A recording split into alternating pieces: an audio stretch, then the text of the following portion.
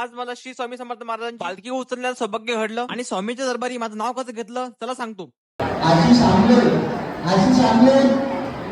तर रामकृष्ण मित्रांनो, आज प्रगट दिन आहे म्हटलं तर अक्कलकोट निवासी श्री स्वामी समर्थ महाराजांचा आज भव्य असं प्रगट दिवस. नंतर आम्ही पोहोचतो श्री स्वामी समर्थ महाराज केंद्रामध्ये, कारण की मला आमंत्रित केलं होतं कार्तिक दादांनी. आज स्वामीचं प्रगट दिन असल्यामुळे भव्य पालखी सोहळ्याचं आयोजन करण्यात आलं होतं. आम्ही दोघं आलो दर्शन करण्याकरिता, पण आमचं नशीब पण एवढं चांगलं निघालं. आम्हाला पालखी तर बघायला मिळाली होती, पण त्याच्यासोबत आम्हाला पालखी उचलण्याचं सौभाग्य पण घडलं. कीर्तन भजन करून स्वामी जय जयकार करत आम्ही सर्वांनी मंदिराची प्रदक्षिणा करून पालखी आणली मंदिरामध्ये. आता सर्वात पहिले मंदिरामध्ये दर्शन करून घेतलं. मठाची प्रदक्षिणा मारून या सुंदर छोट्या लक्ष्मीचा हस्त चेहरा बघत आरती करण्याकरता उभं राहिलो.